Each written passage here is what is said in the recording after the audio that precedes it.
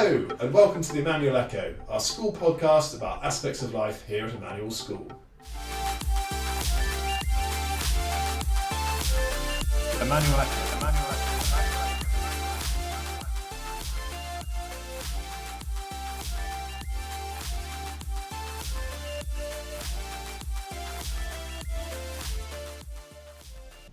Hello and thanks for tuning in. I'm Maja, your host for today, stepping in for Mr Turner. I'm currently in the upper sixth studying art, German and maths, and I've been at Emanuel since year 6. One of my favourite things about Emanuel is the art department. As an art A-level student, I get to take advantage of all the opportunities and it's just amazing what I can do there. Today I'm thrilled to welcome a very special guest, Mrs McIsaac, our Deputy Head in charge of Pupils. We'll be diving into her role, what she's passionate about, and how she supports the student body here at Emanuel. So whether you're walking to school, grabbing a snack, or just relaxing, stay with us for a great conversation. Let's get started. Hi, Miss McIsaac. Hi Maja, lovely to see you. Yeah, lovely to talk to you. So what is your favourite thing about Emanuel? But I have to say, and I probably should say this because I'm Deputy Head Pupils, but it 100% is the pupil community here. There are so many brilliant pupils that are so full of character and energy and humour, and I enjoy every single interaction, whether that's the start of the day at the school gates or at the end when I'm helping somebody who's lost their mobile phone find it. It's just the people body. You guys are brilliant. It's great to kind of spend time with you each day. Yeah, no, definitely. I mean, another one of my favourite things would be the positive student-teacher relationships that you have here at Manuel, especially as part of the sixth form. It's really noticeable. So that's interesting to see that that's obviously one of your favourite things. So tell us about your new role and how you're finding it.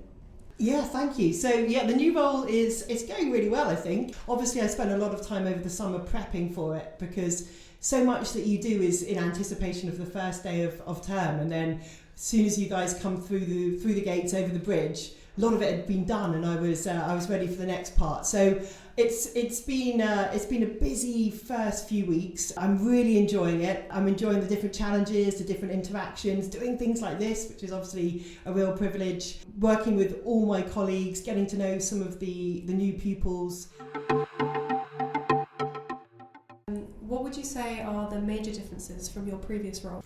I think the head of middle school is such a good training ground for deputy head pupils because you've got the largest part of the school. In some ways you've got the liveliest part of the school. You've got pupils in years 9 to 11. So you've got all of that kind of formative friendship and, changes and who you are and starting to sort of really become aware of who you want to be as a person. But then alongside that, you've also got the demands and the sort of hopes and aspirations around your academic success. So I do think it has been such a good training ground for me. It's also, you're so busy, and I think this role is so busy as well. You learn to sort of multitask and be really effective with your time. So as sort of a preparation, I'd say it was a pretty good one. So what was your route into teaching and into this role? I never ever thought I would be a teacher, and I think if you ever spoke to any of my teachers at school, they would probably be quite amused that I'm a teacher, because I was actually perhaps a little bit mischievous when I was at school, maybe poacher term gamekeeper now that I'm in this role, but it certainly never crossed my mind. So I had a really happy time at school. I really enjoyed myself. I'm really lucky with my school experience. Went to university, had an absolutely cracking time, and I was pretty certain I was going to join the army. I was fairly certain that's what I was going to do, and the army actually paid for me to go to university, which was very generous of them. And then I had a skiing accident, snapped my cruciate ligament, and I couldn't join the military, which in hindsight I think was probably for the best, but at the time I was really disappointed. So I took a year out, worked for a charity, had a brilliant time, and then basically got the paperwork for a PGCE, which is to train to be a teacher, and the paperwork for a law conversion. One was less than the other, so I thought, I'm going to do my PGCE and apply to be a teacher, and it's the best decision I ever made. And obviously spent many years both being a history teacher and then building my pastoral experience as well. So I am the first person in my family to be a teacher. No one's ever been a teacher before, which I think is quite unusual for teachers. I'm so glad that I did that PGCE paperwork, because I would have been, I think, a very dreadful lawyer. So I'm glad that this is the path I've taken. I mean, that is definitely an interesting route into teaching, and not a familiar one. No. Hopefully, what it teaches a few people is if you are a bit disappointed, if what you think you're going to do doesn't work out, don't worry about it, because there's normally something better around the corner. Yeah, I mean, definitely there are loads of different options of what to do, which we're also being told at the moment. Yes. So that's great to hear that, I mean, you can set off wanting to do something completely different and end up doing something you really love. Absolutely, yeah, that's really true. So, obviously coming from wanting to be in the army to teaching, what then drove you specifically down a pastoral route? Great question. So in my first school, which was I've only ever worked in London day schools actually. First one was in North London and the other two have been this side of the river. But almost from day one, I think it was just so clear that as much as I love history and I love politics and I enjoy teaching so much, my strength and my kind of preference was that in those pupil interactions. I love a scheme of work, but I would much rather have a chat with a pupil and try and support them through something that they're navigating. So I went there almost immediately. I turned up at my first school and I was a house mistress there for 8 years, and then I was head of years 10 and 11 at my second school, and then came here to the middle school. So it's always been, I think, what I've done and what I'm best at and what I enjoy the most, and just gives me such an enormous sense of sort of satisfaction and achievement. And the best thing about if you do that pastoral route is that every day is guaranteed to be different, because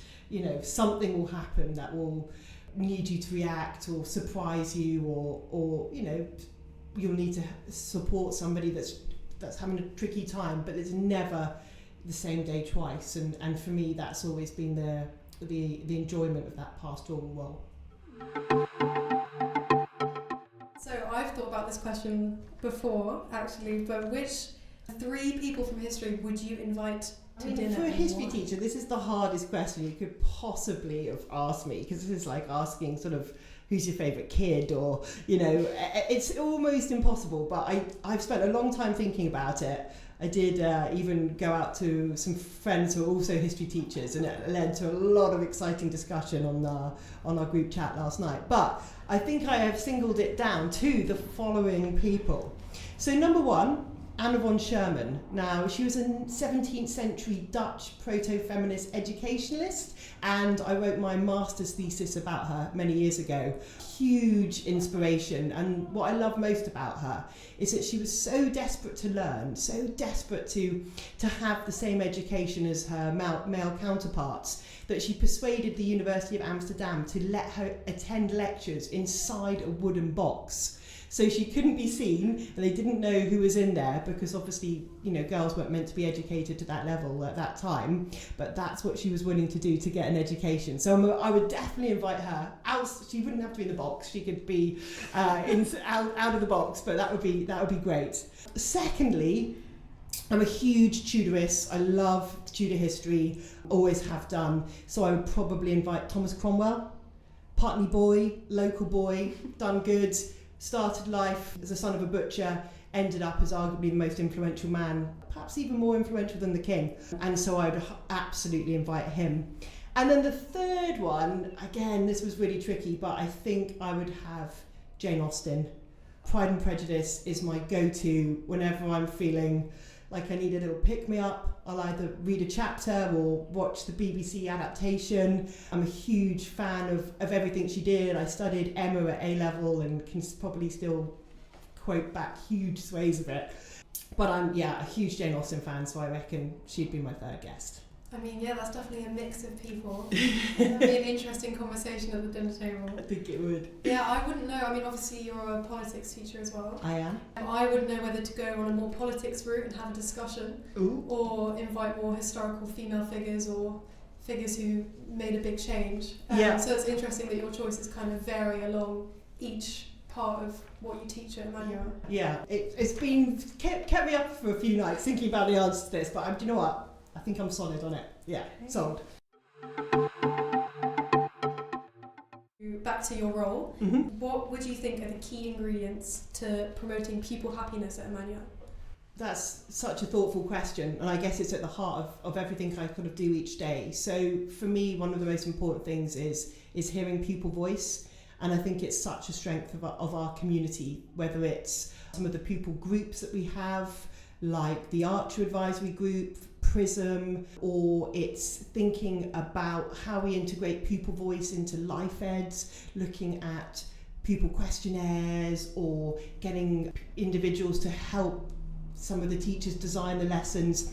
When it's used, it's so effective, and I think it's so powerful, and it's really something that we do really, really well here.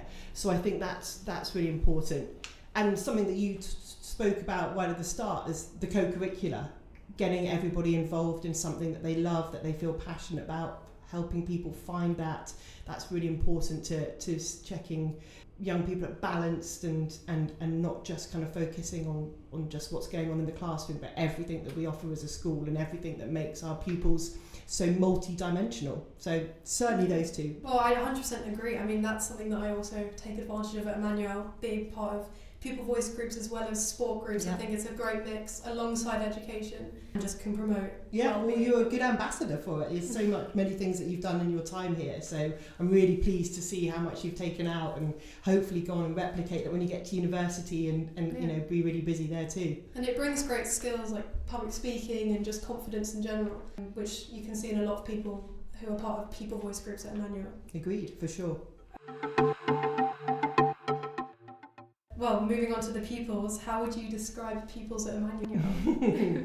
I would describe them as lively, humorous, hardworking, considerate, caring. I think so many adjectives that you can use. But for me, I think the one that stands out the most is busy, but in a really positive way. So, you know, whatever time I come into school, there's normally somebody here already doing some training or working on something.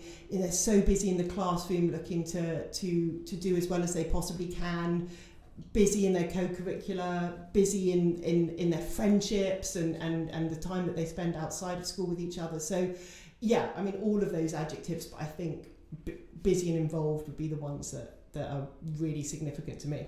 Yeah, definitely. I mean, really aspirational. I mean, not to quote the ACE terminology, Well but like you can really see the aspiration in all of the students. I think it's a great thing to see that everyone does as much as they can and takes advantage of what they're given. Yeah, absolutely. And I think that aspiration is there in all parts of the as is connection and empathy.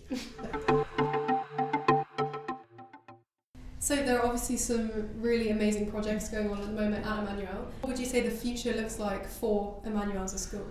I think the future looks incredibly exciting. Obviously, we've got the new science build, which is going to allow STEM to just be so integral to the school and to the future of the school. So I'm really excited for that. I'm also excited for the new refectory, because I think obviously that's going to be incredible to see how we can have some really amazing delicious lunches and fuel everybody for the day. So the new building is really, really exciting. But I think the other thing that the school is it is steeped in history and heritage.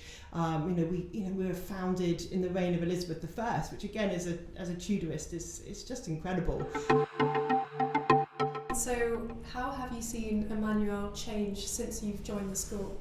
Wow, yeah, so I joined just 6 months after Mr Co-curricular, which was really exciting. So we've sort of gone through this whole journey together, and I think we're both enormously proud of everything that's been achieved by the school. And I'm so enormously excited to be working with him as headmaster. It's brilliant. So I would say that the school has looked to become more aspirational with the academic outcomes, and that young people are really ambitious. Not that they weren't before, but I think that whole cohorts really drive each other forward, just with wanting to do incredibly well and working really collegiately. I think that's one of the big differences I've seen, is that over the last few years, particularly those exam groups, they've worked so hard and they've supported each other so well. And you hear these incredible stories of revision WhatsApp groups and everybody sharing resources and everybody wanting each other to do incredibly well. So that sense of community within the school, I think, has really developed in the time that I've been here as well. I see that as well. I mean, I joined in year 6, Yeah. so I've been here the longest you can be. And Emanuel has obviously changed since I've been in year 6, obviously quite a while ago, which is crazy to think about now. But from like the uniform, now having the opportunity to play in a rugby team, as a girl at Emanuel, all of these different things that I can do and we have as opportunities, which were offered before, but is now an integral part of Emanuel. It's really cool to see how that's developed. Yeah, and again, I know that you were really integral to that, and you worked with the bridge and a lot of the gender equality stuff that we've done through the time that you've been here. So, I think you should feel enormously proud of the legacy that you're going to leave, and a lot of the things that our students can do has been as a consequence of you and your classmates and pupil voice coming back to that, and the efforts of everybody. So, it certainly wasn't just the teachers; it was the pupils driving that change as well. So, yeah, well done. Well, thank you so much, Mrs McIsaac, for coming to speak with me. Maja, thank you. I've enjoyed every minute. Well done. Well, thank you so much for listening to the Emanuel Echo, and look out for the next episode.